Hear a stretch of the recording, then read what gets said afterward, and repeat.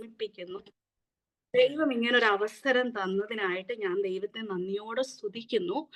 എനിക്ക് തോന്നുന്നെ കുറേ ദിവസം കഴിഞ്ഞാ വീണ്ടും അടുത്ത ഒരു ഭാഗത്തേക്ക് വന്ന് വീണ്ടും റോമർക്കെഴുതിയ ലേഖനം 1-ാം അധ്യായത്തിൽ തന്നെ നമ്മളിപ്പോ നിക്കുവാ. എങ്കിലും അത് പെട്ടെന്ന് തന്നെ ഒന്ന് പറയാം. ഇല്ലെങ്കിൽ മറന്നു പോയിട്ടുണ്ടായിരിക്കും. പെട്ടെന്ന് നമ്മളെല്ലാരും മനുഷ്യരല്ലേ. ചില കാര്യങ്ങൾ പെട്ടെന്ന് മറക്കും. റോമർക്കെഴുതിയ ലേഖനം അപ്പസ്തോലനാകുന്ന പൗലോസ് റോമിലെ സഭയ്ക്കെഴുതിയ ലേഖനമാണ്. ഒരു ലെറ്ററാന്ന് നമ്മൾ കണ്ടു. അദ്ദേഹത്തിന്റെ കൊരിന്തിൽ വെച്ച് തന്റെ അവസാന കാലഘട്ടത്തിൽ കേക്കാവോ പറയുന്നേ? ഒരു ഇന്ററപ്ഷൻ ഉണ്ടല്ലോ. ആരുടെയും അൺമ്യൂട്ട് ആയിപ്പോയി. സീന മ്യൂട്ട് ചെയ്യണേ. കൊരിന്തിൽ അപ്പസ്തോലൻ താമസിച്ചുകൊണ്ടിരുന്ന സമയത്ത് തന്റെ 3-ാം മിഷണറി യാത്രയുടെ അവസാന ഘട്ടത്തിൽ കൊരിന്തിലായിരുന്നപ്പോഴാണ് ഈ ലേഖനം എഴുതി ക്രെങ്ക്രേല സഭയിലെ ശുശ്രൂഷക്കാരത്തിയായ ഫേബയുടെ കൈവശം റോമിലെ സഭയ്ക്ക് കൊടുത്തയക്കുന്നത്. പിന്നെ ഈ ലേഖനം അപ്പസ്തോലൻ പറഞ്ഞ് ആരെഴുതിയതാ? തർത്തോസ് എഴുതിയതാ. അത് നമ്മൾ ലാസ്റ്റ് അധ്യായത്തിലേക്ക് വരുമ്പോൾ അവിടെ തന്നെ കാണുന്നതാണ്. റോമിലെ സഭയെക്കുറിച്ച് പിന്നെ നമ്മൾ ചിന്തിച്ചു, സഭ അപ്പസ്തോലന്മാരാൽ, അതായത് അന്നുള്ള അപ്പസ്തോലന്മാരാൽ സ്ഥാപിക്കപ്പെട്ട സഭയല്ല റോമിലെ സഭ എന്ന് പറയുന്നു. പിന്നെ ആരാണ് സ്ഥാപിച്ചതെന്ന് അതായത് അന്ന് പറഞ്ഞതാ. അതായത് റോമിലെ അതായത് യഹൂദന്മാരായിട്ടുള്ളവര് യെരുശലേം ദേവാലയത്തിൽ ചെന്നിരുന്നു. ആ സമയത്ത് പെന്തക്കോസ്ത് നാളിൽ പത്രോസ് എഴുന്നേറ്റ് നിന്ന് പ്രസംഗിച്ചപ്പോൾ അന്ന് രൂപാന്തരപ്പെട്ട് കർത്താവിനെ സ്വീകരിച്ച വിശ്വാസികളിൽ ആരെങ്കിലും റോമിലേക്ക് മടങ്ങിപ്പോയി സ്ഥാപിച്ചതാകാം റോമിലെ സഭയെന്ന് പറയപ്പെടുന്നു. ആരുമായിക്കൊള്ളട്ടെ, പക്ഷെ റോമിലെ സഭയ്ക്ക് ഒരു പ്രത്യേകത ഉണ്ടായിരുന്നു. അപ്പസ്തോലൻ തന്നെ അവിടെ പറയുന്നുണ്ട്, റോമിലെ സഭയിലെ വിശ്വാസികളുടെ വിശ്വാസം സർവ്വലോകത്തിലും എന്തുമായിരുന്നു? പ്രസിദ്ധമായിരുന്നു. അപ്പൊ അപ്പസ്തോലൻ ഈ ലേഖനം എഴുതുമ്പോൾ ആദ്യം തന്നെ പരിചയപ്പെടുത്തുന്ന 3 രീതിയിലാണ്. ഒന്ന്, സെർവന്റ് വെറും ഒരു സെർവന്റ് അല്ല, ബോൺ സെർവന്റ് എന്നാ പറയുന്നത്. പിന്നെ ഞാൻ വേർതിരിച്ച് വിളിക്കപ്പെട്ടവനാ. പിന്നെ അവിടെ പറയുന്നു അപ്പസ്തോലന്റെ മീനിങ് അയക്കപ്പെട്ടവൻ. എന്തിനാണ് അയക്കപ്പെട്ടവൻ എന്നാ പറയുന്നത്? ദൈവത്തിന്റെ ഗുഡ് ന്യൂസ് പറയുവാൻ. ദൈവത്തിന്റെ ഗുഡ് ന്യൂസ് എന്തുവാ? അവിടുത്തെ പുത്രനാകുന്ന ക്രിസ്തുവിനെ കുറിച്ചുള്ളതാണ് ദൈവത്തിന്റെ ഈ ഗുഡ് ന്യൂസ്. ഇനി കർത്താവിനെ കുറിച്ച് പറയുമ്പോൾ അവിടെ 2 ഡയമെൻഷൻ പറയുന്നുണ്ട്. കർത്താവ് ആരാണ്? ദാവീദിന്റെ ഗോത്രത്തിൽ നിന്ന് ജനിച്ചവനും മരിച്ചു ഉയർത്തെഴുന്നേറ്റ് വിശുദ്ധിയുടെ ആത്മാവ് സംബന്ധിച്ച് ദൈവപുത്രൻ എന്ന് ശക്തിയോടെ വിളിക്കപ്പെടുന്നവനും. അതിന്റെ അർത്ഥം എന്ന് പറയുമ്പോൾ പൗലോസ് അപ്പസ്തോലൻ പറയുവാണ്, ഞാൻ പറയാൻ ഉദ്ദേശിക്കുന്ന ഈ ഗുഡ് ന്യൂസ് ഉണ്ടല്ലോ, കർത്താവിന്റെ ജനന മരണ പുനരുത്ഥാനത്തെ കുറിച്ചാണ്. അതാണ് അതിൽ വ്യക്തമാക്കുന്നത്. അതിൽ പറയുക മാത്രമല്ല, സകല ജാതികളിലും അതിനു അനുസരണം വരുത്തേണ്ടതിനാണ് ഞാൻ അപ്പസ്തോലത്വം പ്രാപിച്ചതെന്ന് പറയുന്നു. പിന്നെ അങ്ങോട്ട് വരുമ്പോൾ നമ്മൾ കഴിഞ്ഞ ആഴ്ച കണ്ടു, ഇവിടെ അപ്പസ്തോലൻ റോമിലെ സഭയെ കാണാൻ വളരെ ആഗ്രഹിക്കുക. അപ്പം ആദ്യമേ തന്നെ അപ്പസ്തോലൻ പറയുന്നത്, നിങ്ങളുടെ വിശ്വാസം സർവ്വലോകത്തിലും പ്രസിദ്ധമായിരിക്കാൻ ഞാൻ ആദ്യം തന്നെ യേശുക്രിസ്തു മുഖാന്തരം എൻ്റെ ദൈവത്തിന് സ്തോത്രം ചെയ്യുന്നു. പിന്നെ പറയുക, എനിക്ക് ദൈവേഷ്ടത്താൽ എപ്പോഴെങ്കിലും നിങ്ങളുടെ അടുക്കൽ വരേണ്ടതിന് ഞാൻ ആഗ്രഹിക്കുക. അതിന് ഇടവിടാതെ ഞാൻ എന്തോടുക്കുക? പ്രാർത്ഥിച്ചുകൊണ്ടിരിക്കുക. എന്തിനാ പൗലോസ് അപ്പസ്തോലൻ അവരെ കാണാൻ ആഗ്രഹിച്ചത്? അവിടെ 3 കാര്യം പറയുന്നുണ്ട്. ഒന്നാമത്തെ കാര്യം, നിങ്ങളുടെ സ്ഥിരീകരണത്തിന് ആത്മവരം വല്ലോ നിങ്ങൾക്ക് നൽകണം. അങ്ങനല്ലേ നമ്മൾ കണ്ടത്. പിന്നെ 2-ാമത്തെ കാര്യം എന്തുവാ പറയുന്നത്? ഞാൻ നിങ്ങളെ വന്ന് കാണുമ്പോൾ നിങ്ങൾക്കും അതൊരു ആശ്വാസമാകും, നിങ്ങളോടുള്ള കൂട്ടായ്മ എനിക്കും ഒരു ആശ്വാസം നൽകും. ഇനി 3-ാമത്തെ കാര്യം പറയുന്നു, ജാതികളിലെ എന്ന പോലെ നിങ്ങളിലും വല്ല ഫലവും ഉണ്ടാകേണ്ടതിന് ഞാൻ നിങ്ങളെ വേഗം വന്നു കാണുവാൻ ആഗ്രഹിക്കുന്നു. അതിന് ദൈവേഷ്ടത്താൽ എപ്പോഴെങ്കിലും അത് സാധിച്ചു കിട്ടേണ്ടതിന് ഞാൻ ദൈവത്തോട് യാചിക്കുന്നു, ഇല്ലെങ്കിൽ പ്രാർത്ഥിക്കുന്നു എന്നുള്ളതിന് ദൈവം തന്നെ അതിന് സാക്ഷി എന്ന അപ്പസ്തോലൻ പറയുന്നത്. പിന്നെ അങ്ങോട്ട് പറയുമ്പോൾ വീണ്ടും പൗലോസ് അപ്പസ്തോലന്റെ ആ ഒരു എന്തിനു വേണ്ടിയാണ് വീണ്ടും ഒരുങ്ങിയിരിക്കുന്നത്, എന്താണ് എൻ്റെ വിളിയുടെ ഉദ്ദേശം, ഇതൊക്കെ പറയുമ്പോൾ നമ്മളും ചിന്തിക്കണം. നമ്മളുടെ വിളിയാൽ എന്തുവാണ് ദൈവം നമ്മളെക്കുറിച്ചും ആഗ്രഹിക്കുന്നത്, വിളിയാലുള്ള ആശ ഇന്നതെന്നൊന്ന് തിരിച്ചറിവാൻ ദൈവം നമ്മളെല്ലാരെ കുറിച്ചും കർത്താവിനെ കുറിച്ച് പറയണമെന്ന് ആഗ്രഹിക്കുന്നുണ്ട്. അതുപോലെ ദൈവം നമ്മളെ തെരഞ്ഞെടുത്തതിന് ഒരു സ്പെഷ്യൽ പർപ്പസും ഉണ്ട്. അത് എന്തുവാന്ന് ഈ ദിവസങ്ങളിൽ ദൈവസന്നിധിയിൽ പ്രാർത്ഥിച്ച് അത് ഏറ്റെടുത്ത് അതനുസരിച്ച് പ്രവർത്തിപ്പാൻ ദൈവം നമ്മളെ ഓരോരുത്തരെയും സഹായിക്കട്ടെ. ഇനി തുടർന്ന് അങ്ങോട്ട് വരുമ്പോൾ അപ്പസ്തോലൻ പറയുവാ, ഞാൻ കടക്കാരനാ. എന്തിനാ അപ്പസ്തോല കടക്കാരനായിരിക്കുന്നത്? ഒരു കാര്യത്തില ഞാൻ കടക്കാരനായിരിക്കുന്നത്, ഈ ദൈവത്തിന്റെ സുവിശേഷം അറിയിപ്പാൻ ഞാൻ കടപ്പെട്ടിരിക്കുന്നു. കടപ്പെടുക എന്ന് വെച്ചാൽ കട അതെങ്ങനെ കൊടുത്തു തീർക്കുന്നത്?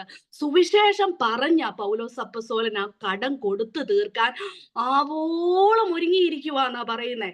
ലേഖനത്തിൽ അങ്ങോട്ട് തുടർന്ന് കാണുമ്പോൾ, റോമാലേഖനത്തിലല്ല, വേറെ ലേഖനത്തിൽ നമ്മൾ കാണുമ്പോൾ അവിടെ പറയുക, നിർബന്ധം എൻ്റെ മേൽ കിടക്കുക. പ്രിയപ്പെട്ടവരെ, അതൊക്കെ കേൾക്കുമ്പോൾ നമ്മൾ ചിന്തിക്കണം, ഈ സുവിശേഷം പറയാനുള്ള നിർബന്ധം നമ്മളുടെ മേലുണ്ടോ? നമ്മൾ ആവോളം അപ്പസ്തോലനെ പോലെ ഒരുങ്ങിയിരിപ്പുണ്ടോ? ഇതൊക്കെ നമ്മളും ഒന്ന് ചിന്തിക്കേണ്ടി. ഞാൻ എന്നെ കുറിച്ച് പറയുമ്പോൾ ഞാൻ എന്നെ കുറിച്ച് ചിന്തിക്കുവാണ്. ഇതൊക്കെ എന്നിലും ഉണ്ടോ, ഞാനും അത്രത്തോളം ഒരുങ്ങി ഇരിപ്പുണ്ടോ എന്ന് ചിന്തിക്കുന്നതൊക്കെ നല്ലതായിരിക്കും. എന്നിട്ട് അങ്ങോട്ട് വരുമ്പോൾ പൗലോസ് അപ്പസ്തോലൻ പറയാ, യവനന്മാർക്കും ബർബരന്മാർക്കും ഞാൻ കടക്കാരൻ. എന്തിനാ? സുവിശേഷം അറിയിപ്പാൻ. അതുപോലെ തന്നെ റോമിലുള്ള നിങ്ങളോട് സുവിശേഷം അറിയിപ്പാൻ ഞാൻ ആവോളം ഒരുങ്ങിയിരിക്കുക. എന്നിട്ട് അവിടെ പറയുക, സുവിശേഷത്തെ കുറിച്ച് എനിക്ക് ലജ്ജയില്ല. എന്തുകൊണ്ടാ? അത് ആദ്യം യഹൂദനും പിന്നെ യവനനും രക്ഷയ്ക്കായി ദൈവശക്തിയാകുന്നു. എന്നിട്ട് പറയാ, അതിൽ ദൈവത്തിന്റെ നീതീകരണം വിശ്വാസം ഹേതുവായും വിശ്വാസത്തിനായിക്കൊണ്ടും വെളിപ്പെടുന്നു. എന്നിട്ട് പറയാ, നീതിമാൻ എങ്ങനെ? വിശ്വാസത്താൽ ജീവിക്കും. പിന്നെ ഈ ഒരു ഭാഗം പറഞ്ഞു, അതുവരെയാ നമ്മൾ കഴിഞ്ഞ ആഴ്ച ചിന്തിച്ചേ. ഈ ഒരു ഭാഗം പറഞ്ഞു തന്നപ്പോൾ നമ്മൾ ചിന്തിച്ചു, ഇതിലെ ഒരു ജനറൽ തീം എടുത്തു കഴിഞ്ഞാൽ നമുക്ക് പറയാനൊക്കും. എന്തുവാ? എന്റെ നീതിമാൻ വിശ്വാസത്താൽ ജീവിക്കും. അപ്പൊ ദൈവം നീതീകരിക്കുന്നവനാണ് ആര്? നീതിമാൻ.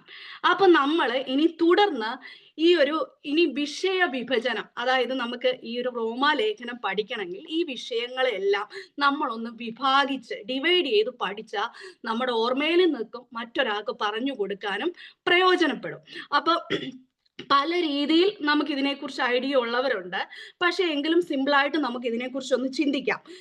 നമ്മൾ ഇന്ന് പഠിക്കുന്നത് 1:18 തൊട്ട്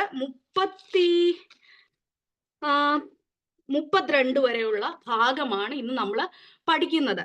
ഇനി ഈ ഒരു വിഷയത്തെ വിഭജിച്ചെടുക്കുവാണെങ്കിൽ 1:18 തൊട്ട് 3:20 വരെ ഒരു പ്രത്യേക വിഷയത്തെ കുറിച്ചാണ് അപ്പസ്തോലൻ പറയുന്നത്. അതെന്തുവാന്ന് നമുക്ക് പറയാം.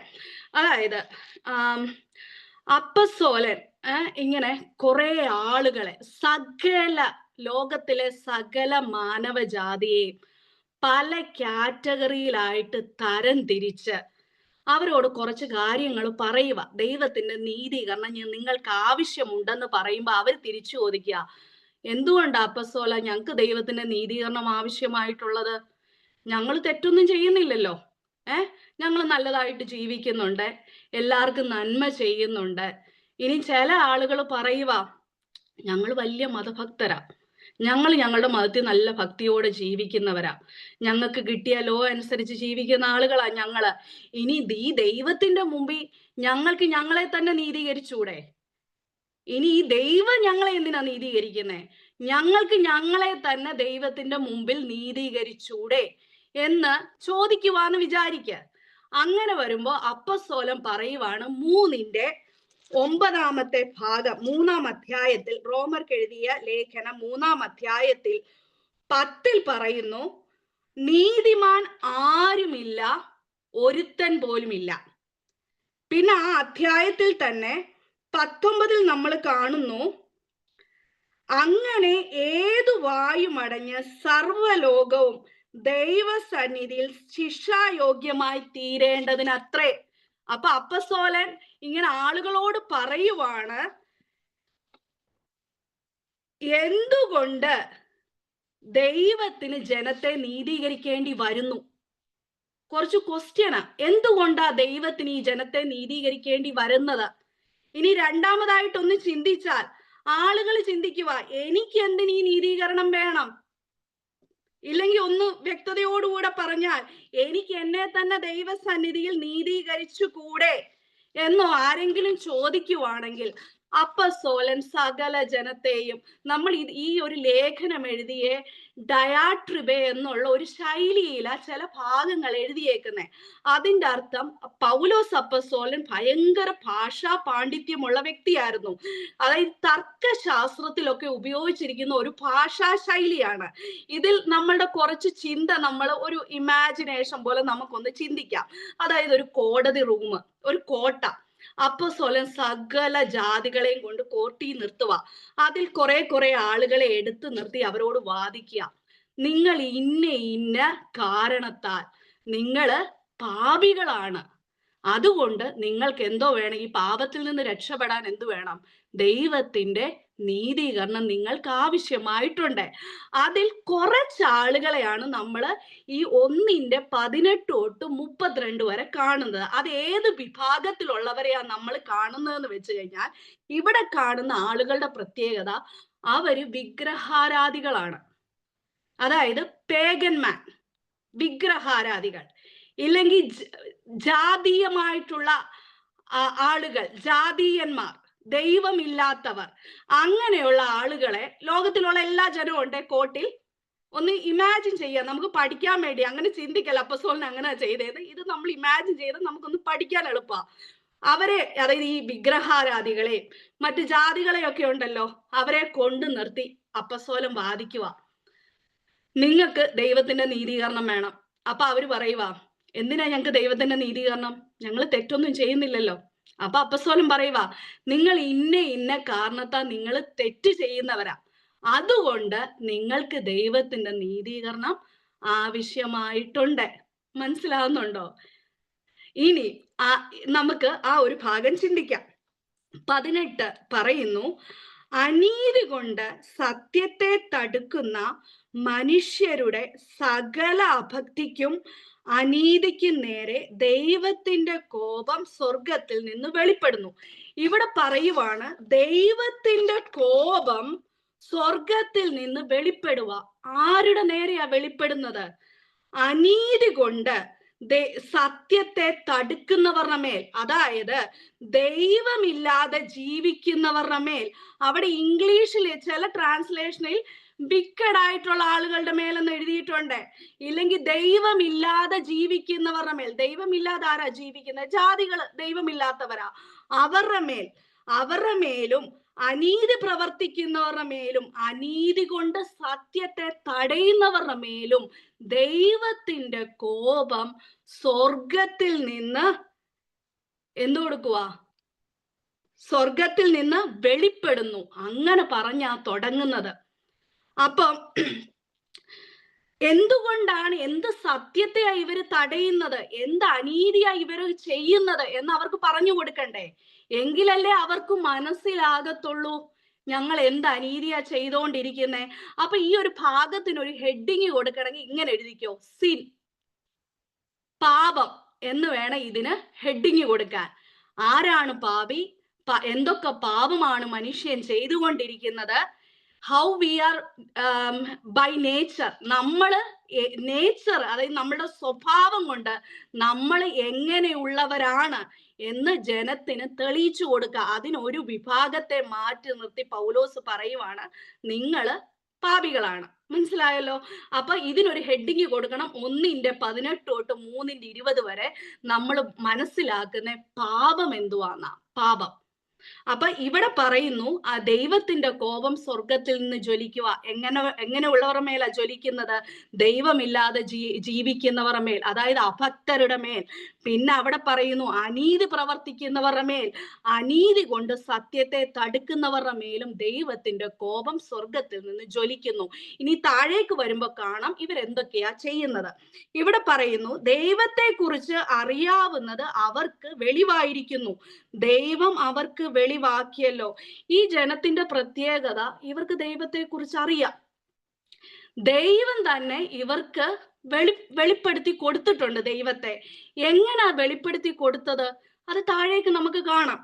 20-ാമത്തെ ഭാഗം പറയുന്നു, അവന്റെ നിത്യശക്തിയും ദിവ്യത്വവുമായി അവന്റെ അദൃശ്യ ലക്ഷണങ്ങൾ ലോക സൃഷ്ടി മുതൽ അവന്റെ പ്രവൃത്തികളാൽ ബുദ്ധിക്ക് തെളിവായി വെളിപ്പെട്ടു വരുന്നു. അവർക്ക്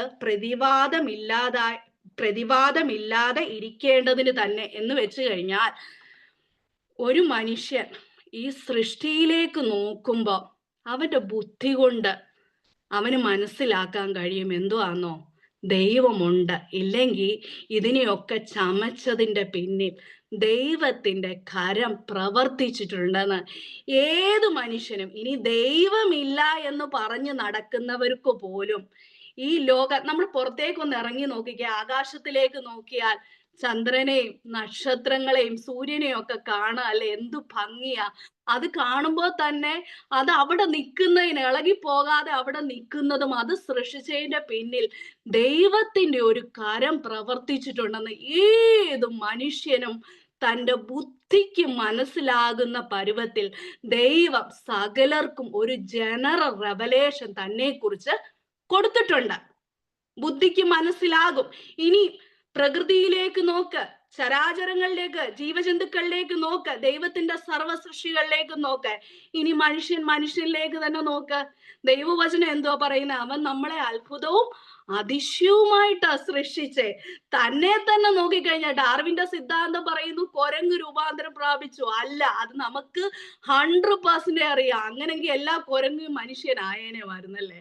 ഇന്നും കുരങ്ങുണ്ട്. അതിന്റെ അർത്ഥം അങ്ങനെ ബുദ്ധിഹീനമായിട്ട് പിശാച് പലരെ ഉപയോഗിച്ചുകൊണ്ടിരിക്കുന്നു. എന്നാൽ വിവേകമുള്ള ഒരു മനുഷ്യന് നമ്മളെ തന്നെ നോക്കിക്കഴിഞ്ഞാൽ പറയാനൊക്കും, ഇല്ലെങ്കിൽ പ്രകൃതിയിലേക്ക് നോക്കി പറയാനൊക്കും, എന്തുവാ ഇത് ഇത് ചമച്ചത് ദൈവത്തിന്റെ ഒരു കരമാണ്, ഇല്ലെങ്കിൽ ഈ സൃഷ്ടിയുടെ പിന്നിൽ ദൈവമുണ്ട് എന്ന് മനസ്സിലാക്കാനുള്ള എല്ലാ റെവലേഷനും ദൈവം മനുഷ്യന് കൊടുത്തിട്ടുണ്ട്.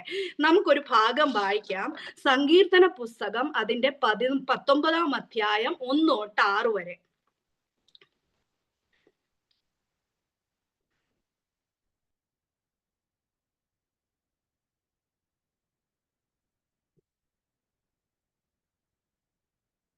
ആകാശം വായിക്കണോ? ആന്റി വായിച്ചോ ആന്റി? ആകാശം ദൈവത്തിന്റെ മഹത്വത്തെ വർണ്ണിക്കുന്നു. ആകാശവിധാനം അവന്റെ കൈവേലയെ പ്രസിദ്ധമാക്കുന്നു. പകൽ പകലിനെ വാക്കു പൊഴിക്കുന്നു, രാത്രി രാത്രിക്ക് അറിവ് കൊടുക്കുന്നു. ഭാഷണമില്ല, വാക്കുകളില്ല, ശബ്ദം കേൾപ്പാനുമില്ല. ഭൂമിയിൽ എല്ലായിടവും അതിന്റെ അളവ് നൂലും ഭൂതലത്തിന്റെ അറ്റത്തോട് അതിന്റെ വചനങ്ങളും ചെല്ലുന്നു. അവിടെ അവിടെ അവൻ സൂര്യൻ ഒരു കൂടാരം അടിച്ചിരിക്കുന്നു. അത് മണവറയിൽ നിന്ന് പുറപ്പെടുന്ന മണവാളന് തുല്യം. വീരനെ പോലെ തന്റെ ഓട്ടം ഓടുവാൻ സന്തോഷിക്കുന്നു. ആകാശത്തിന്റെ അറ്റത്തു നിന്നൊരു ഉദയവും അറുതി വരെ അവന്റെ അയനവുമാകുന്നു. അതിന്റെ ഉഷ്ണമേൽക്കാതെ മറഞ്ഞിരിക്കുന്ന ഒന്നുമില്ല. യഹോവയുടെ ന്യായപ്രമാണം തികവുള്ളത്, പ്രാണനെ തണുപ്പിക്കുന്നു. യഹോവയുടെ സാക്ഷ്യം വിശ്വാസ്യമാകുന്നു, അത് അല്പബുദ്ധിയെ ജ്ഞാനിയാക്കുന്നു. യഹോവയുടെ ആജ്ഞകൾ നേരുള്ളവ, ഹൃദയത്തെ സന്തോഷിപ്പിക്കുന്നു. യഹോവയുടെ കൽപ്പന നിർമ്മലമായത്, അത് കണ്ണുകളെ പ്രകാശിപ്പിക്കുന്നു. യഹോവ ഭക്തി നിർമ്മലമായത്, അത് എന്നേക്കും നിലനിൽക്കുന്നു. യഹോവയുടെ വിധികൾ സത്യമാവ, ഒട്ടൊഴിയാതെ നീതിയുള്ളവയാകുന്നു. അവ പൊന്നിലും വളരെ തങ്കത്തിലും ആഗ്രഹിക്കത്തക്ക, തേനിലും തേൻകട്ടയിലും മധുരമുള്ളവ. അടിയനും അവയാൽ പ്രബോധനം ലഭിക്കുന്നു. അവയെ പ്രമാണിക്കുന്നതിനാൽ വളരെ പ്രതിഫലമുണ്ട്. തൻ്റെ തെറ്റുകളെ ഗ്രഹിക്കുന്നവനാര്? മറഞ്ഞിരിക്കുന്ന തെറ്റുകളെ പോക്കി എന്നെ മോചിക്കണമേ. സ്വമേധ പാപങ്ങളെ അകറ്റിയടിനെ കാക്കണമേ. അവ എൻ്റെ മേൽ വാഴരുതേ. എന്നാൽ ഞാൻ നിഷ്കളങ്കനും മഹാപാതകരഹിതനുമായിരിക്കും. എൻ്റെ പാറയും എൻ്റെ വീണ്ടെടുപ്പുകാരനും യഹോവേ. എൻ്റെ വായിലെ വാക്കുകളും എൻ്റെ ഹൃദയത്തിലെ ധ്യാനവും നിനക്ക് പ്രസാദകരമായിരിക്കുമാറാകട്ടെ. ഈ 19-ാം സങ്കീർത്തനത്തിൽ ആകാശം അവിടുത്തെ മഹത്വത്തെ വർണ്ണിക്കുന്നു. ആകാശവിധാനം ദൈവത്തിന്റെ കൈവേലയെ പ്രസിദ്ധമാക്കുന്നു. അപ്പോൾ പ്രകൃതി പോലും ദൈവത്തെക്കുറിച്ച് സാക്ഷ്യം പറയുക. മനുഷ്യന്റെ മുമ്പിൽ ഞങ്ങളെ സൃഷ്ടിച്ചത്, ഇല്ലെങ്കിൽ പ്രകൃതിയെ സൃഷ്ടിച്ചതിന്റെ പിന്നിൽ ദൈവത്തിന്റെ കരം ചലിച്ചിട്ടുണ്ടെന്ന് ഈ പ്രകൃതിയിൽ പോലും നോക്കിക്കൊണ്ട് ഒരു മനുഷ്യന് മനസ്സിലാകത്തക്ക രീതിയിലാണ് ദൈവം മനുഷ്യന് ബുദ്ധിക്ക് അത് തെളിവായി വരുന്നെന്നാ പറയുന്നത്. ബുദ്ധി കൊണ്ട് മനുഷ്യന് ഗ്രഹിക്കത്തക്ക രീതിയിൽ ദൈവം മനുഷ്യനെ മനസ്സിലാക്കി കൊടുത്തിട്ടുണ്ട്. ഇനി താഴേക്ക് വരുമ്പോൾ അങ്ങോട്ട് കാണാനൊക്കും എന്തിനാ അങ്ങനെ മനസ്സിലാക്കി കൊടുത്തതെന്ന് വെച്ച് കഴിഞ്ഞാൽ അവർക്ക് പ്രതിവാദമില്ലാതായിരിക്കേണ്ടതിന് തന്നെ അവരിനി ന്യായവിസ്താരത്തിൽ അല്ലെങ്കിൽ ന്യായവിധിയിൽ ദൈവസന്നിധിയിൽ നിൽക്കുമ്പോൾ ഈ മനുഷ്യർക്ക് ആർക്കും പറയാൻ പറ്റത്തില്ല എന്തുവാന്നോ, ഞാൻ ദൈവത്തെ അറിഞ്ഞിട്ടില്ല, ഇങ്ങനൊരു ദൈവം ഉണ്ടായിരുന്നോ, ഞാൻ ദൈവത്തെ അറിഞ്ഞിട്ടില്ലെന്ന് ആർക്കും പറയാൻ ന്യായമില്ല. അതുപോലെ ദൈവം മനുഷ്യർക്ക് ഈ പ്രകൃതിയിലൂടെ തന്നെ ദൈവത്തെ മനുഷ്യർക്ക് വെളിപ്പെടുത്തിയിരിക്കുന്നു. ഇനി താഴേക്ക് വരുമ്പോൾ കാണുവാണ് ഇവരുടെ പ്രത്യേകത. ഇവര് ദൈവത്തെ അറിഞ്ഞു, ദൈവം ഇവർക്ക് ഇവരെ വെളിപ്പെടുത്തി കൊടുത്തു. പക്ഷെ ഇവരെന്തൊടുത്തു? ഈ ജനം ദൈവത്തെ അറിഞ്ഞിട്ടും അവനെ ദൈവമെന്നോർത്ത് മഹത്വീകരിക്കുകയോ നന്ദി കാണിക്കുകയോ ചെയ്യാതെ തങ്ങളുടെ നിരൂപണങ്ങളിൽ വ്യർത്ഥരായിപ്പോയി. ദൈവത്തെ അവർക്കറിയാം, പക്ഷേ ദൈവത്തിന് അവന്റെ നാമത്തിന് തക്കവണ്ണം ദൈവത്തെ അവർ മഹത്വീകരിച്ചില്ല, മഹത്വപ്പെടുത്തിയില്ല, ദൈവത്തിന് നന്ദി കാണിച്ചില്ല. അവരുടെ ചിന്ത എങ്ങനായിപ്പോയെന്നാ പറയുന്നേ? ഫൂളിഷായിട്ട് ചിന്തിക്കാനായിട്ട് തുടങ്ങി ഇവര്. എന്നിട്ട് താഴേക്ക് വരുമ്പോൾ നമ്മൾ കാണുവാണ് അവരുടെ വിവേകമില്ലാത്ത ഹൃദയം എന്തോടുത്തു? ഇരുണ്ടു പോവാനായിട്ട് ഇടയായി തീർന്നു. അവർ ഹൃദയത്തെ കുറിച്ച് ദൈവം പറയുന്നേ വിവേകമില്ല. ഹൃദയത്തിൽ വിവേകമില്ല എന്ന് മാത്രമല്ല, അതൊരു കറപ്റ്റ് ആയിട്ടുള്ള രീതിയിൽ ഹൃദയം ഇരുണ്ടുപോയ അവസ്ഥയിലായി പോയി ഈ ജനം. എന്തുകൊണ്ടാ അങ്ങനെ സംഭവിച്ചത് എന്ന് വെച്ച് കഴിഞ്ഞാൽ ദൈവം അവർക്ക് വെളിപ്പെടുത്തി കൊടുത്തു. പക്ഷേ തക്ക മഹത്വം ഇവര് കരകയറ്റാൻ റെഡി ആയില്ല. എന്ന് വെച്ചാൽ ദൈവത്തിന് ദൈവമെന്നോർത്ത് മഹത്വീകരിപ്പാൻ ഇവര് റെഡിയായില്ല. ഈ ജനം എങ്ങനെയുള്ള ജനമാ? അനീതിയുള്ള ജനമാ, അനീതി പ്രവർത്തിക്കുവാൻ ഇഷ്ടപ്പെടുന്ന ജനമാ. അതുകൊണ്ട് ഇവർ ദൈവത്തിന്റെ സത്യത്തെ എന്തോടുത്തുന്നോ? സപ്രസ് ചെയ്യുക. അതായത് ഒന്നുമില്ലെങ്കിൽ ഇവരോ അറിയുന്നില്ല, ഇനി അറിയാൻ ആരെങ്കിലും ആഗ്രഹിച്ചാലുണ്ടല്ലോ അവരെ കൂടെ അറിയിപ്പിക്കത്തില്ല. ഞാൻ എൻ്റെ വിശ്വാസത്തിൽ കടന്നു വന്ന സമയത്ത് ഒരു ദൈവദാസൻ പറഞ്ഞ ഒരു കാര്യം കേൾപ്പാനായിട്ട് ഇടയായി തീർന്നു. അത് ഇപ്രകാരമാ. ഒരു വ്യക്തി ഇങ്ങനെ വിശ്വാസത്തിൽ വന്നു, രക്ഷിക്കപ്പെട്ടു, സ്നാനപ്പെടണമെന്നുള്ള ദൈവത്തിന്റെ കൽപ്പനയാണല്ലോ. അത് സ്നാനപ്പെടാൻ ഭയങ്കര ആഗ്രഹമാ. പക്ഷെ വീട്ടിൽ അച്ഛനുണ്ട്. പുള്ളിക്കാരന്റെ പിതാവ് ജീവിച്ചിരിക്കുന്നിടത്തോളം കാലം ഈ പുള്ളിക്കാരന് സ്നാനപ്പെടാൻ ഒക്കത്തില്ല. എന്ന് വെച്ചാൽ പിതാവിനെ പ്രീതിപ്പെടുത്തി അങ്ങ് ജീവിക്കുക. അപ്പൊ ആ മനുഷ്യനൊരു ആഗ്രഹം ഉണ്ടായി. പിതാവ് പ്രായമായിട്ടിരിക്കുക, ഒരു ദിവസം മരിക്കും, അത് കഴിഞ്ഞ് സ്നാനപ്പെടാമെന്ന് വിചാരിച്ച ഈ പുള്ളിക്കാരൻ ഇരിക്കുന്നേ. പക്ഷെ എന്തു പറ്റിയെന്നോ? ഈ പിതാവ് മരിച്ചില്ല, ഈ ഇരുന്ന വ്യക്തി പെട്ടെന്ന് അങ്ങ് മരിച്ചു പോവാനായിട്ട് ഇടയായി തീർന്നു. എത്ര ദയനീയമായിട്ടുള്ള അവസ്ഥ!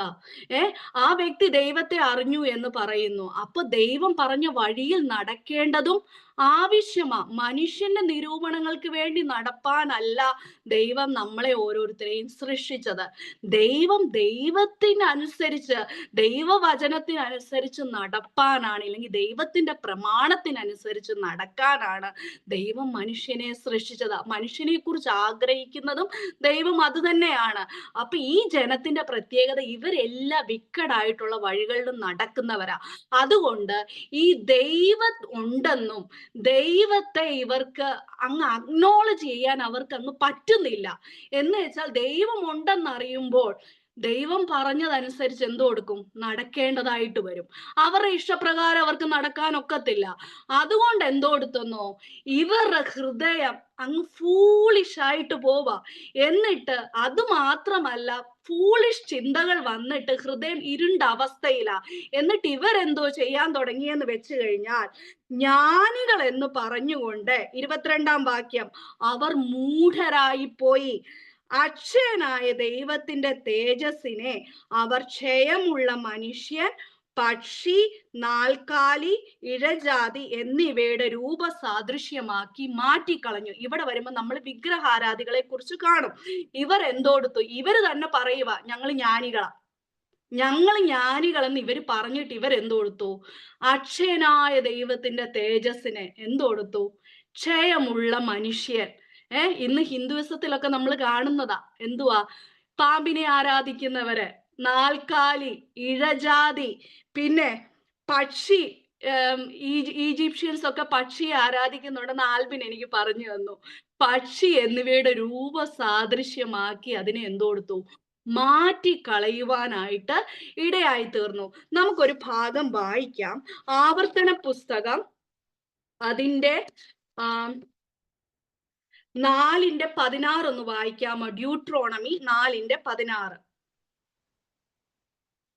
അതുപോലെ വേറെ ആരെങ്കിലും യെശയ്യാവിന്റെ പുസ്തകം 44-ാം അധ്യായം അതിന്റെ 9 തൊട്ട് 11 വരെ.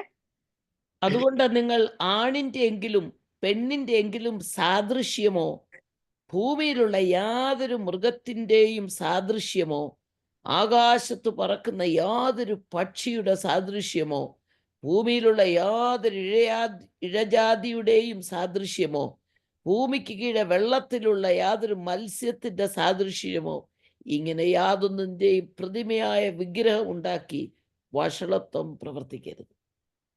യെശയ്യാവിന്റെ പുസ്തകം അതിന്റെ 44-ാം അധ്യായം 9:11 തൊട്ട്. അപ്പൊ ഇവിടെ ആവർത്തന പുസ്തകത്തിൽ ദൈവം പറയുന്ന നിങ്ങൾ ഒന്നിന്റെയും വിഗ്രഹം ഉണ്ടാക്കല്ലേ. ഇസ്രായേൽ ജനത്തോട് പറഞ്ഞ കാര്യമാണ്, നിങ്ങൾ ഒന്നിന്റെയും വിഗ്രഹം ഉണ്ടാക്കരുത്. എന്നിട്ട് യെശയ്യാവിൽ അവിടെ 44-ലും പറയുന്നുണ്ട് വിഗ്രഹത്തെ നിങ്ങൾ ഉണ്ടാക്കരുതെന്നാ പറയുന്നത്. ദൈവം ഏറ്റവും വെറുക്കുന്ന ഒരു കാര്യമാണ് വിഗ്രഹാരാധന. അപ്പൊ ഈ ജനം എന്തുവാ ചെയ്തേന്ന് വെച്ച് കഴിഞ്ഞാൽ, അക്ഷയനായ ദൈവത്തിന്റെ തേജസ്സിന് എന്തൊടുത്തു? ക്ഷയമുള്ള മനുഷ്യൻ. അവർക്ക് നിരൂപണം വന്നതുപോലെ നമ്മളുടെ ദൈവം ഒരു രീതി ചിന്തിച്ചു കഴിഞ്ഞാൽ, നമ്മളുടെ ദൈവത്തെ നമുക്ക് ഈ ചിന്തിച്ചു കൂട്ടാൻ പറ്റുമോ? ഈ ദൈവത്തിന്റെ വലിപ്പത്തെ ഒരിക്കലും ഇല്ല. ഈ ചിന്തിച്ചു കൂട്ടാം. ഈ അക്ഷയനായ ദൈവം ക്ഷയിക്കുന്ന ദൈവമല്ല. അവിടുന്ന് ആദ്യനും അന്ത്യനുമാ, അല്ലേ? അവിടുന്ന് ആൽഫയും ഒമേഗയുമാ. ഹല്ലേലൂയ. അവിടുത്തെ എന്തോടുത്ത് ഈ ജനം ഒരു മൃഗത്തിന്റെ രൂപത്തിൽ, ഇല്ലെങ്കിൽ ഒരു മനുഷ്യന്റെ രൂപത്തിൽ, നാൽക്കാലിയുടെ രൂപത്തിൽ, ഇല്ലെങ്കിൽ ഇഴജാതിയുടെ രൂപത്തിൽ, പക്ഷിയുടെ രൂപത്തിലൊക്കെ അതിനെ ഒരു വാർത്തുണ്ടാക്കി അതാണ് അവരുടെ ദൈവമെന്ന് പറഞ്ഞ് ആരാധിക്കുന്ന അവസ്ഥയിലേക്ക് ഈ ജനം മാറ്റപ്പെട്ടു. അപ്പൊ നമ്മൾ ഇത് ചിന്തിക്കുമ്പോൾ, ഇസ്രായേൽ ജനം മിസ്രൈമിൽ നിന്ന് വന്ന സമയത്ത് വലിയ അത്ഭുതങ്ങൾ കണ്ട ഒരു ജനമല്ലേ. അവർ അഹരോനോട് പറയുക, മോശ സീനായ് മലയിൽ കയറിപ്പോയേക്കുവാ ദൈവസന്നിധി. അപ്പൊ ഈ ജനം പറയുക, ഞങ്ങളുടെ മുമ്പിൽ നടക്കേണ്ടതിന് ഞങ്ങൾക്കൊരു ദൈവത്തെ കൊണ്ടുവാ, ഞങ്ങൾക്കൊരു ദൈവത്തെ ഉണ്ടാക്കി തരാനാ പറയുന്നത്. അപ്പൊ ഒരു ഭാഗത്ത് പറയുന്നുണ്ട് അഹരോൻ ഉണ്ടാക്കി കൊടുത്തെന്ന് പറയുന്നുണ്ട്, വേറൊരു ഭാഗത്ത് പറയുന്ന അവരുടെ കാതിൽ കിടന്ന കുണുക്കും വളയാഭരണങ്ങളും ഒക്കെ എടുത്ത് തീയിലിട്ടപ്പോ ആ പൊങ്ങി വന്നത് കാളക്കുട്ടിയായിരുന്നു. സത്യം പറഞ്ഞാൽ അവരുടെ ഹൃദയത്തിലെ നിരൂപണം എന്താണോ അത് തന്നെ പൊങ്ങി വരാനായിട്ട് ഇടയായി തീർന്നേ. അത് ഹൃദയത്തിൽ ഫൂളിഷ്നെസ് ഉള്ള ആളുകളായിരുന്നു. ഹൃദയം കറപ്റ്റ് ആയി പോയിട്ടുള്ള ആളുകള്. അങ്ങനെയുള്ള ആളുകൾക്ക് മാത്രമേ ചിന്തിച്ചു കൂട്ടാനൊക്കത്തുള്ളൂ ഈ ദൈവത്തെ ഒരു മനുഷ്യന്റെ രൂപത്തിലോ കന്നുകാലികളുടെ രൂപത്തിലോ ഒക്കെ ആക്കി മാറ്റുവാൻ സാധിക്കത്തുള്ളൂ. അതുമാത്രമല്ല, ആ ജനം എന്ത് കൊടുത്തു? അത് അവർ അതിന്റെ മുമ്പിൽ കടന്ന് കളിക്കാൻ തുടങ്ങിയെന്നാ പറയുന്നേ. കളിക്കാൻ തുടങ്ങിയപ്പോ ദൈവത്തിന്റെ കോപം ഈ ജനത്തോട് ജ്വലിപ്പാനായിട്ട് ഇടയായി തീർന്നു. അവിടെ നമ്മൾ കാണുന്ന ദൈവം എത്രത്തോളം ഭയങ്കരമായിട്ട് വിഗ്രഹാരാധനയെ വെറുക്കുന്നു. അതായത് ദൈവത്തെ ഒരിക്കലും ഒരു വിഗ്രഹത്തിന്റെ മുമ്പിൽ, ഇല്ലെങ്കിൽ വിഗ്രഹങ്ങളോട് സദൃശ്യപ്പെടുത്തുവാൻ സർവശക്തനായ ദൈവത്തെ കഴിയുന്നതല്ല. അപ്പൊ ഈ ജനം അങ്ങനെ വഷളത്വം പ്രവർത്തിച്ചു.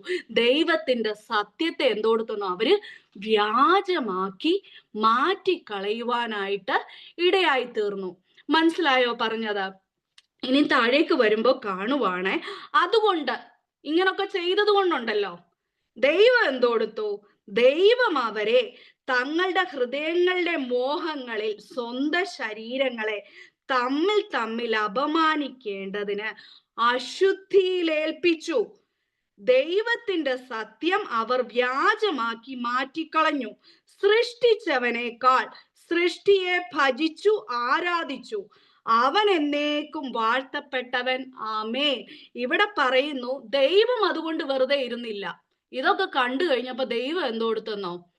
ഇവരുടെ ഹൃദയത്തിൽ കുറെ മോഹങ്ങളുണ്ടല്ലോ, വിക്കടായിട്ട് നടക്കുന്ന ആളുകളല്ലേ, ഭയങ്കര മോഹങ്ങളാ ഇവർക്ക്. അതിന് തന്നെ ആ അശുദ്ധിക്ക് തന്നെ ഇവരെ ഏൽപ്പിച്ചു കൊടുത്തു. ഇപ്പൊ ഫറവോന്റെ കാര്യം നമ്മൾ ചിന്തിക്കുമ്പോ പുറപ്പാട് പുസ്തകത്തിൽ പറയുന്നുണ്ട്, ഫറവോൻ ആദ്യമേ മോശ വന്ന് പറഞ്ഞപ്പോൾ ഹൃദയത്തെ കഠിനപ്പെടുത്തി. പിന്നത്തേതിൽ എന്ത് ചെയ്തു? ഫറവോൻ കഠിനപ്പെടുത്തേണ്ടി വന്നില്ല, ദൈവം തന്നെ ഫറവോന്റെ ഹൃദയത്തെ കഠിനപ്പെടുത്തുവാനായിട്ട് ഇടയായി തീർന്നു. അപ്പൊ ഈ ദൈവം എന്തോ കൊടുത്തു? ഈ ജനത്തെ അവരുടെ ഇഷ്ടത്തിന് തന്നെ, അവരെന്താണോ ഹൃദയത്തിൽ മോഹിച്ചത് അതിന് തന്നെ അവരുടെ ബോഡിക്ക് ഷെയിം ആകത്തക്ക രീതിയിൽ അശുദ്ധിക്കായിട്ട് അവരെ ഏൽപ്പിച്ചു കൊടുക്കുവാനായിട്ട് ഇടയായി തീർന്നു. ഇനി താഴേക്ക് വരുമ്പോ കാണുവാണ്, ദൈവത്തിന്റെ സത്യം എന്തോടുത്ത് അവർ വ്യാജമാക്കി, സൃഷ്ടിച്ചവനേക്കാൾ സൃഷ്ടിയെ ഭജിച്ചു, എന്നിട്ട് ആരാധിക്കുക കൂടെ ചെയ്തു. എന്നിട്ട് പറയാ, നമ്മുടെ ദൈവം എങ്ങനാണ്? അവിടുന്ന് എന്നേക്കും വാഴ്ത്തപ്പെട്ടവനാ. ആമേൻ എന്ന് വെച്ചാൽ സർവസ്തുതികൾക്കും സർവ പുകഴ്ചയ്ക്കും സർവ ആരാധനയ്ക്കും ലവശീതല സർവ മഹത്വത്തിനും നമ്മളുടെ ദൈവം യോഗ്യനാകുന്ന ദൈവമാ. ഇവര് അവരുടെ പരിജ്ഞാനത്തിൽ അവരുടെ ബുദ്ധിയിലാ ഇവർ ഇതെല്ലാം ചെയ്തത് അല്ലേ. പക്ഷെ ദൈവമക്കളെ, നമ്മളൊരു കാര്യം ചിന്തിക്കണം. ജ്ഞാനമുള്ളവർ നിന്നപ്പോഴുണ്ടല്ലോ, ഭോഷത്വമായ നമ്മളെ തെരഞ്ഞെടുത്ത ദൈവമാ അല്ലേ. ഞാൻ അവശീത്തല, എനിക്കത് ധൈര്യത്തോടുകൂടി നിങ്ങളുടെ മുമ്പിൽ പറയാനൊക്കെ ഈ ഒരു ഭാഗം വായിച്ചപ്പോ ഞാൻ ചിന്തിച്ചു, പ്രിയപ്പെട്ടവരെ, സർപ്പത്തെ ആരാധിച്ച് നടന്ന ഒരു കാലം എൻ്റെ ജീവിതത്തിൽ ഉണ്ടായിരുന്നു. മൃഗങ്ങളെ ആരാധിച്ച് നടന്ന ഒരു കാലം എൻ്റെ ജീവിതത്തിൽ എൻ്റെ ഉണ്ട്. ഇവിടെ ഇരിക്കുന്ന പ്രിയപ്പെട്ട ദീപ്തിയുടെ ജീവിതത്തിലും ഒക്കെ ഉണ്ടായിട്ടുണ്ട്. അനേകരുടെ ജീവിതത്തിൽ അതുണ്ടായിട്ടുണ്ട്. എന്നാൽ സർവശക്തനാകുന്ന ദൈവം തന്റെ പുത്രന്റെ രാജ്യത്തിലേക്ക് ഞങ്ങൾക്ക് നമ്മൾക്ക് ഓരോരുത്തർക്കും, അങ്ങനെ വേണമെങ്കിൽ പറയാം, ക്ഷണം തന്നതിനായിട്ട് ഞാൻ ദൈവത്തെ നന്ദിയോടെ സ്തുതിക്കുന്നു. പിന്നെ താഴേക്ക് വരുമ്പോ നമുക്ക് കാണാം, അതുകൊണ്ട് വീണ്ടും സൃഷ്ടിയെ ഭജിച്ചു എന്ന് പറയുന്നു. അങ്ങനെ ദൈവത്തിന്റെ സത്യത്തെ അവർ വ്യാജമാക്കി കളഞ്ഞെന്ന് പറയുന്നു. അതുകൊണ്ട് ദൈവം വീണ്ടും വെറുതെ ഇരുന്നില്ല. എന്തു ചെയ്തു? അതുകൊണ്ട് ദൈവം അവരെ തങ്ങളുടെ ഹൃദയങ്ങളുടെ 26-ാം വാക്യം, അതുകൊണ്ട് ദൈവം അവരെ അപമാന രാഗങ്ങളിൽ ഏൽപ്പിച്ചു. അതെന്തു? ഈ അപമാന രാഗം എന്തുവാ? താഴേക്ക് വരുമ്പോ കാണാം, അവരുടെ സ്ത്രീകൾ സ്വാഭാവിക ഭോഗത്തെ സ്വഭാവ വിരുദ്ധമാക്കി കളഞ്ഞു. അവണ്ണം പുരുഷന്മാരും സ്വാഭാവിക സ്ത്രീഭോഗം വിട്ട് അന്യോന്യം കാമം ജ്വലിച്ച് ആണോട് ആൺ അവലക്ഷണമായത് പ്രവർത്തിച്ചു. ഇങ്ങനെ അവർ തങ്ങളുടെ വിഭ്രമത്തിന് യോഗ്യമായ ഫലം തങ്ങളിൽ തന്നെ പ്രാപിച്ചു. അതായത് പറയുക, ഇന്ന് കാണുന്ന സമൂഹത്തിൽ കാണുന്ന ഒരു കാര്യമാണ്, ഏറ്റവും കൂടുതലായിട്ട് കാണുന്ന എന്തുവാ? ഹോമോസെക്ഷുവാലിറ്റി. പൊളിറ്റീഷ്യൻസും ഒക്കെ അതിന് കൊടുത്തേക്കുവാ, അലൗഡാ. അത് സ്കൂളിലും അവരുടേതായ കാര്യങ്ങളുണ്ട് ഇല്ലേ. അത് എന്തുകൊണ്ടാണ് അങ്ങനെ വരുന്നത്? ഇത് പറയുന്ന ദൈവത്തിന്റെ ഒരു ശിക്ഷയാ. ഇങ്ങനൊക്കെ നടന്ന മനുഷ്യർക്ക് ദൈവം കൊടുത്ത ഒരു ശിക്ഷയാണ് എന്തോന്ന് പറയുന്നത്? ഹോമോസെക്ഷുവാലിറ്റി. അവര് പറയുന്നേ അവരെന്തോ നേടി എന്നൊക്കെ പറഞ്ഞായിരിക്കും ഈ ജനം നടക്കുന്നേ. പക്ഷേ ദൈവവചന പ്രകാരം പറയുന്ന ദൈവം അവരെ ഏൽപ്പിച്ചു കൊടുക്കുക ചെയ്തത്. അതിന്റെ ഫലമായിട്ട് ഹോമോസെക്ഷുവാലിറ്റി ഉണ്ടായി. സോദോം ഗൊമോറയുടെ കാര്യം നമ്മൾ നോക്കുമ്പോ അവരുടെ പാപത്തിൽ ഒരു പാപം പറയുന്ന എന്തുവാ? സെക്ഷൽ ഇമ്മോറാലിറ്റിയാ. അവിടെ നമ്മൾ കാണുന്നേ ഹോമോസെക്ഷുവാലിറ്റി ഉള്ളവരായിരുന്നു. പക്ഷെ ദൈവകോപത്താൽ ആ ദേശത്തെ ദൈവം എന്തോ കൊടുത്തു? നശിപ്പിച്ചു കളയാനായിട്ട് ഇടയായി തീർന്നു ഇല്ലേ. അപ്പൊ ഇന്ന് ഈ ജനം ഇങ്ങനെ നടക്കുമ്പോ ഇവർക്കും എന്തോ ഒരു ന്യായവിധി ദൈവം വെച്ചിട്ടുണ്ട്. ഈ ഒരു ശിക്ഷ മാത്രമല്ല, ദൈവം സകല ജനത്തെ ന്യായം വിധിക്കുന്ന ഒരു അവസരമുണ്ട്. ആ സമയത്ത് എന്തുവാ? വളരെ ഭീകരമായിട്ടുള്ള ഒരു അവസ്ഥയിലേക്ക് ഈ ജനം പോകേണ്ടതായിട്ട് വരും ഇല്ലേ.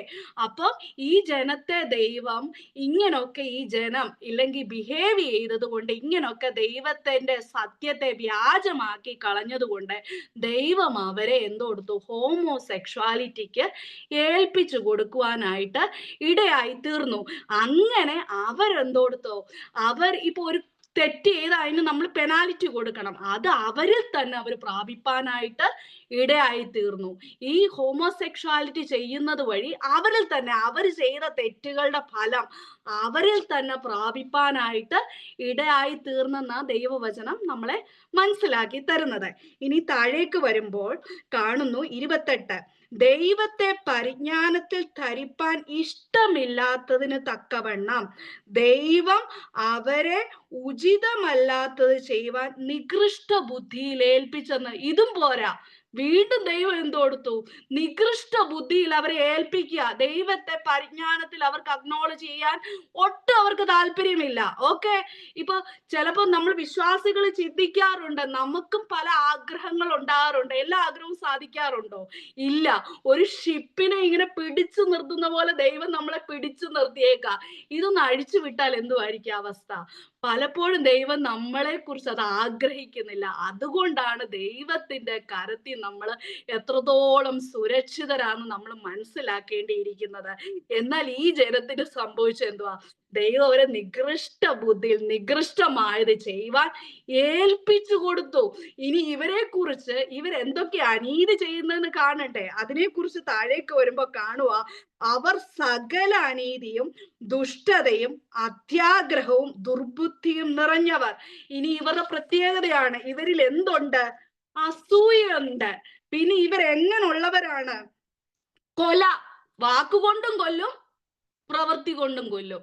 ഇനി താഴേക്ക് വരുമ്പോ പിണക്കമുള്ളവരാ അല്ലേ ഇവര്. ഇത് വായിക്കുമ്പോ നമ്മളും ചിന്തിക്കണം, ദൈവമക്കളാകുന്ന നമ്മളിൽ ഇങ്ങനെ വല്ലോ കുറവുണ്ടോ? ഈ ജഡത്തിന്റെ സ്വഭാവങ്ങൾ നമ്മളിലും ഉണ്ട്. ഞാൻ എന്നോട് ചിന്തിക്കുക, എന്നിലുണ്ടോ എന്നൊന്ന് ചിന്തിച്ച് എന്നെ തന്നെ ഒന്ന് പരിശോധിച്ച് മാനസാന്തരപ്പെടേണ്ട സ്ഥലത്ത് മാനസാന്തരപ്പെട്ട് അതിന് യോഗ്യമായ ഫലം കായ്പാൻ ഇത് വായിക്കുമ്പോൾ ഞാൻ എന്നെ പേഴ്സണലി ദൈവത്തിന്റെ സന്നിധിയിൽ സമർപ്പിക്കുക.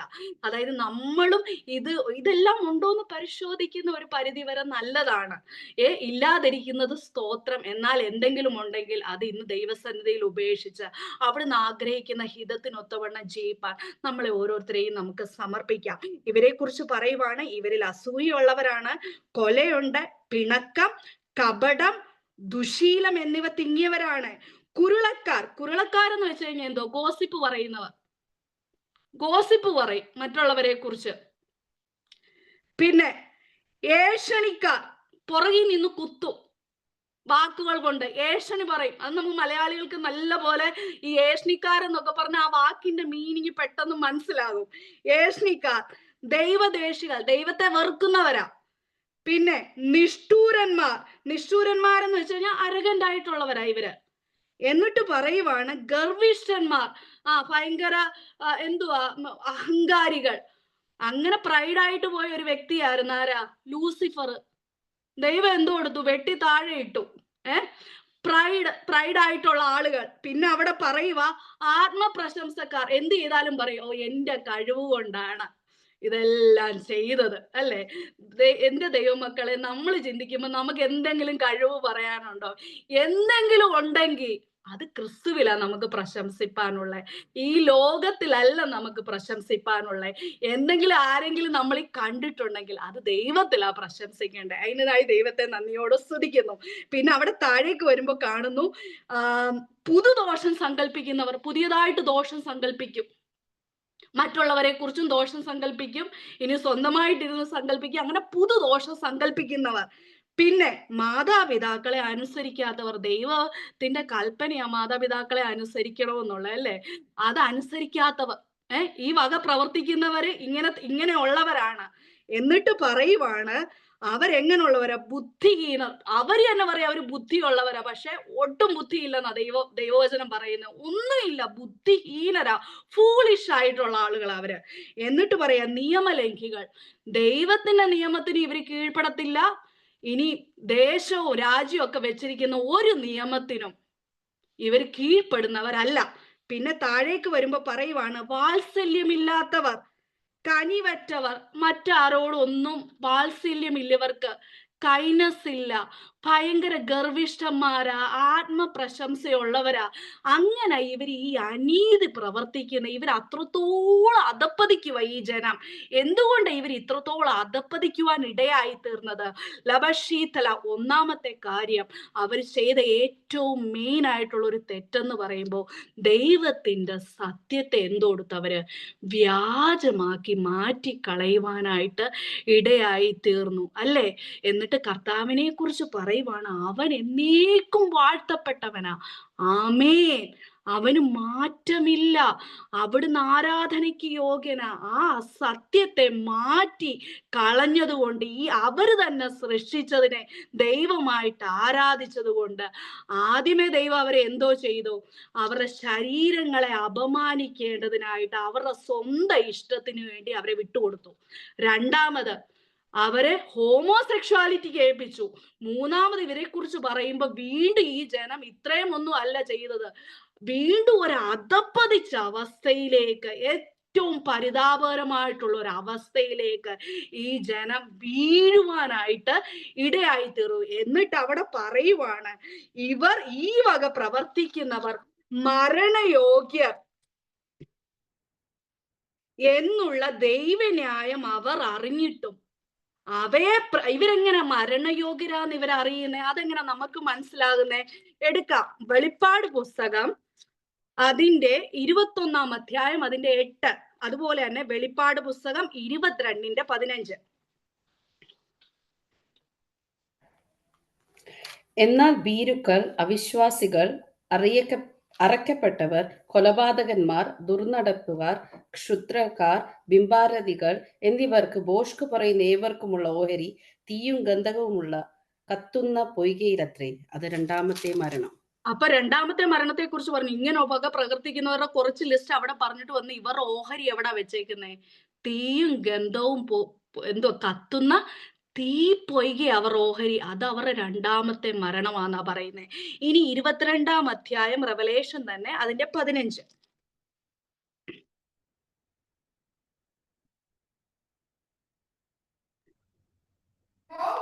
നായ്ക്കൾക്കും ക്ഷുദ്രക്കാർക്കും ദുർനടപ്പുകാരും കൊലപാതകന്മാരും ബിംബാരാധികളും ഭോഷ്കിൽ പ്രിയപ്പെടുകയും അതിനെ പ്രവർത്തിക്കുകയും ചെയ്യുന്ന ഏവനും പുറത്തു തന്നെ.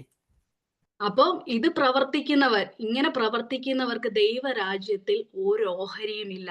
ഗലാത്യർക്ക് എഴുതിയ ലേഖനം അത് 5 അധ്യായം അതിന്റെ 19 തൊട്ട് 21 ഇപ്രകാരം പറയുന്നു, ജഡത്തിന്റെ പ്രവൃത്തികളോ ദുർനടപ്പ്, അശുദ്ധി, ദുഷ്കാമം, വിഗ്രഹാരാധന, ആഭിചാരം, പക, പിണക്കം, ജാരശങ്ക, ക്രോധം, ശാഠ്യം, ദ്വന്ദ്വപക്ഷം, ഭിന്നത, അസൂയ, മദ്യപാനം, വെറിക്കൂത്ത് മുതലായവ എന്ന് വെളിവാകുന്നു. ഈ വക പ്രവർത്തിക്കുന്നവർ ദൈവരാജ്യം അവകാശമാക്കിയില്ല എന്ന് ഞാൻ മുമ്പേ പറഞ്ഞതുപോലെ ഇപ്പോഴും നിങ്ങളോട് മുൻകൂട്ടി പറയുന്നു.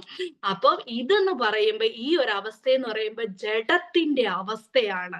ആ ജഡത്തിനെ അനുസരിച്ച് നടക്കത്തക്ക രീതിയിൽ ഈ ജനം മാറ്റപ്പെടുവാനായിട്ട് ഇടയായി തീർന്നു. ഇത് മാത്രമല്ല, ഇവര് മരണയോഗ്യരാണ്. മരണയോഗ്യരുമല്ല, ഇവര് ഇത് പ്രവർത്തിക്കുക മാത്രമല്ല, ഇനി പ്രവർത്തിക്കുന്നവരിൽ സന്തോഷിക്കുക കൂടെ ചെയ്യുവാനായിട്ട് ഇടയായി തീർന്നു. ഇന്നത്തെ ക്ലാസ് ഇതുകൊണ്ട് നിർത്തുക. പക്ഷെ ഒരു കാര്യം നമ്മൾ ചിന്തിക്കണം, ഇങ്ങനെയുള്ളവർ, ഈ വിഗ്രഹത്തെ ആരാധിച്ച് നടക്കുന്നവർ നമ്മളുടെ കുടുംബത്തിലില്ലേ? നമ്മളുടെ ചുറ്റുപാടിൽ ഇങ്ങനെയുള്ളവരില്ലേ? ഇങ്ങനെയുള്ളവരോടും സുവിശേഷം പറയുവാൻ നമ്മൾ കടപ്പെട്ടവരല്ലേ പ്രിയപ്പെട്ടവരെ? ഇങ്ങനെയുള്ളവർക്ക് വേണ്ടി പ്രാർത്ഥിപ്പാൻ നമ്മൾ കടപ്പെട്ടവരല്ലേ? അതിനുള്ള ഒരു കടം ഇല്ലെങ്കിൽ ഒരു നിർബന്ധം നമ്മളുടെ മേൽ കിടക്കുന്നില്ലേ? ഈ ദിവസങ്ങളിൽ നമുക്ക് ദൈവത്തിൽ പൂർണ്ണമായി ശരണപ്പെടാം. അവർക്കൊക്കെ വേണ്ടി ഇരുന്നിട്ട്, ദൈവമേ ഞങ്ങളെ നീതീകരിച്ച ദൈവമേ, അവരെ അവിടുത്തെ പുത്രന്റെ രക്തത്താൽ നീതീകരിക്കേണ്ടതിനായിട്ട് നമുക്ക് ദൈവത്തോട് ആത്മാർത്ഥമായിട്ട് ഈ ദിവസങ്ങളിൽ പ്രാർത്ഥിക്കുവാൻ കഴിയുമോ? അങ്ങനെയെങ്കിൽ ദൈവം തീർച്ചയായിട്ടും നമ്മുടെ ആഗ്രഹം ആഗ്രഹങ്ങളെ ദൈവവചനം പറയുന്ന ദൈവത്തിൽ വിശ്വസിച്ചാൽ എന്ത് കൊടുക്കുക, നീ നിന്റെ കുടുംബവും രക്ഷ പ്രാപിക്കും. ഒരു പരിധിവരെ ഞാൻ ആ വചനത്തെ മുറുകെ പിടിച്ചേക്കും. എനിക്കറിയാം ഇവിടെ കുറച്ച് പേരൊക്കെ ആ വചനത്തെ മുറുകെ പിടിച്ചുകൊണ്ട് പ്രാർത്ഥിക്കുന്ന പ്രിയപ്പെട്ടവർക്ക് വേണ്ടി പ്രാർത്ഥിക്കുന്നവരുണ്ട്. അവരും തീർച്ചയായിട്ടും ദൈവസന്നിധിയോട് അടുത്ത് വരുവാൻ ഈ ദിവസങ്ങളിൽ ദൈവം അവരെയും സഹായിക്കും. അത് ദൈവം നമ്മൾക്ക് ആഗ്രഹത്തെ സാധിപ്പിച്ചു വന്ന് പൂർണ്ണമായിട്ട് വിശ്വസിച്ചുകൊണ്ട് നമുക്ക് മുന്നോട്ട് പോകാം. അപ്പൊ ഇവർക്ക് എന്ത് വേണം? ഇങ്ങനെയുള്ള ജനത്തിന് എന്ത് വേണം? തീർച്ചയായിട്ടും ദൈവത്തിന്റെ നീതീകരണം വേണം. ഇവർക്ക് ദൈവസന്നിധിയിൽ ചെന്ന് എന്ന് പറയാനൊക്കുവോ? ഞങ്ങളെ തന്നെ നീതീകരിച്ചോളാം എന്ന് ദൈവസന്നിധി പറയാനൊക്കെ ഒരിക്കലുമില്ല. എന്ന് വെച്ചാൽ ഇവരാരാണ്? പാപികളാണ്. ഇനി നാളെ നമ്മൾ കാണും 2-ാമത്തെ അധ്യായത്തിൽ കുറച്ച് വേറെ വിഭാഗം ആളുകളെ കൊണ്ട് വീണ്ടും പൗലോസ് നിർത്തി അവരോട് പറയാം, നിങ്ങൾ ഇന്ന തെറ്റുകൾ ചെയ്യുന്നതുകൊണ്ട് നിങ്ങളും പാപികളാണ്, നിങ്ങൾക്കും ദൈവത്തിന്റെ സന്നിധിയിൽ ഒരുപോലെ ഉയർന്നു നിൽപ്പാൻ ഇല്ലെങ്കിൽ നിവർന്നു നിൽപ്പാൻ നിങ്ങൾക്ക് കഴിയുന്നതല്ല എന്ന് അവരെ പറഞ്ഞ് തെളിയിപ്പിച്ചു കൊടുക്കുകയാണ് പൗലോസ് ചെയ്യുന്നത്. പിന്നെ ലാസ്റ്റ് വരുമ്പോൾ നമ്മൾ കാണുക, രക്ഷപ്പെടണ്ടേ പൗലോസെ എന്ന് ചോദിക്കുമ്പോൾ ഓക്കെ, രക്ഷിക്കപ്പെടാൻ നിങ്ങൾക്ക് ഒരു മാർഗമുണ്ട്, അത് എന്തുവാന്ന് പറഞ്ഞു തരാമെന്ന് പറഞ്ഞാണ് ഈ ലേഖനം അങ്ങോട്ട് പോകുന്നത്. നിങ്ങൾക്ക് പറഞ്ഞത് മനസ്സിലായി കാണുമെന്ന് ഞാൻ വിചാരിക്കുന്നു. ദൈവത്തെ പൂർണ്ണമായിട്ട് ശരണപ്പെടുന്നു. ദൈവം നിങ്ങളോട് സംസാരിക്കട്ടെ. ദൈവം നിങ്ങളെ ധാരാളമായിട്ട് അനുഗ്രഹിക്കട്ടെ. ആമേൻ.